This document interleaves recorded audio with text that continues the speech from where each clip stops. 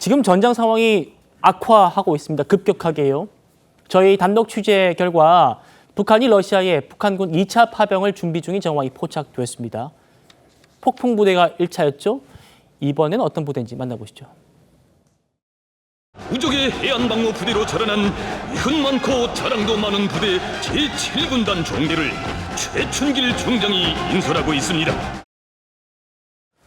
센터장님, 네. 북한 제7군단 동해안의 항구 방어가 주요 임무다.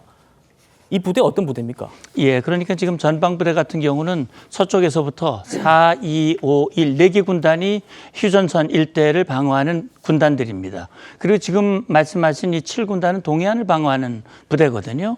그러니까 이 동해안을 방어하는 이 부대를 빼서 개마고원 일대에서 5천 명 정도를 지금 훈련시키고 있고 지금 11,000명을 보냈는데 추가 파병을 준비하고 있다. 이런 얘기예요. 이 개마고원 같은 경우는 뭐 고도가 굉장히 높고 그다음에 주민들로부터 분리되어 있기 때문에 주민들에게 보안을 유지하면서 추가 파병하기 위한 그런 준비를 하고 있는 것으로 추정이 됩니다. 그렇군요. 북한이 이렇게 지속적으로 파병을 하고 러시아로부터 얻는 게 뭘까? 이게 굉장히 궁금했는데요. 오늘 신원식 국가안보실장이 한 방송에서 관련 내용을 언급했습니다. 러시아, 북한군 파병 대가로 평양의 방공망 보강 장비와 대공 미사일 등을 지원하는 걸로 파악된다. 그러니까 지금 김정은이 대가로 방공망을 보강할 수 있는 장비, 대공 미사일을 지원받았다라는 게 안보실장 얘기인데요. 실제로 평양 상공이 무인기에 뚫렸다면서 북한이 격분했던 적이 있었죠. 그 모습 만나보시죠. 한국 군부 깡패들은 경거망동을 삼가해야 한다. 그리고 속히 타국의 영공을 침범하는 도발행위의 재발 방지를 담보에 나서야 한다. 다시 한번 무인기가 출현할 때에는 공화국에 대한 선전포고로 여기고 우리의 판단대로 행동할 것임을 경고한다.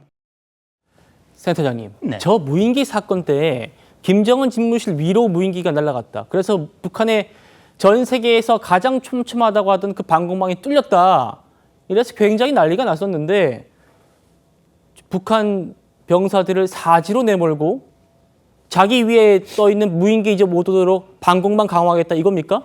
예, 실제 뭐 북한이 무인기 소동을 벌이면서 우리를 향해서 정말 협박을 했었죠. 전방 지역에 8개 포병여단 즉각 사격 명령까지 내리고 당장 전쟁이 일어날 것 같은 그런 협박을 한 적이 있습니다. 그런데 사실 그런 말을 할 자격이 없어요. 왜냐하면 2022년 12월 서울 상공을 휘젓고 다녔던 북한 무인기가 있었습니다.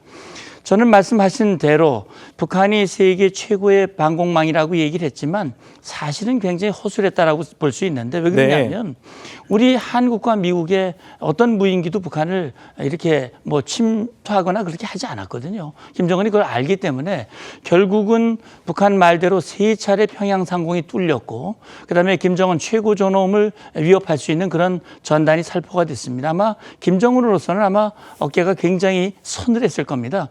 그런 차원에서 이번에 신원식 안보실장이 말했듯이 북한군 파병을 대가로 해서 방공망을 보강하기로 했다고 하는 것은 김정은의 정권과 체제를 유지하기 위해서 북한 젊은이들 피를 팔았다.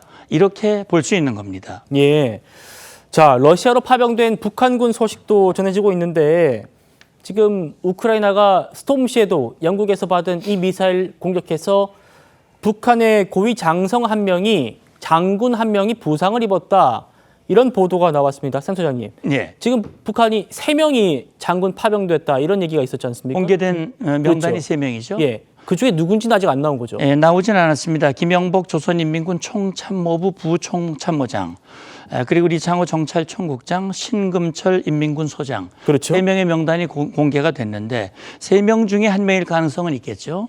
그렇다면 누구일까? 지금으로서는 뭐 정확히 알 수는 없습니다만 김영복 같은 경우는 총참모부 부총참모장으로서 파병 부대의 어떤 사령관 같은 그런 역할을 하기 때문에 아마 현장에 가 있기보다는 모스크바라든지 아니면 러시아 주요 지휘부와 함께 있다고 봤을 때는 리창호 아니면 신금철인데, 리창호 같은 경우는 정찰 총국장으로서도 특수한 임무가 주어져 있기 때문에 현장에 있는 사람은 오히려 신금철일 가능성이 좀 전 높지 않을까라는 추정을 해봅니다. 예. 이 신금철은 특별한 직책이 나와 있지 않고 소장이면 우리 완스타 준장급입니다.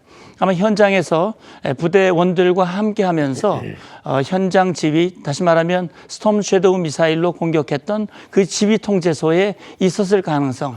그렇다면 이 신금철뿐만이 아니라 다수의 북한 군들이 함께 피해를 입었을 가능성도 배제할 수 없을 것 예. 같습니다.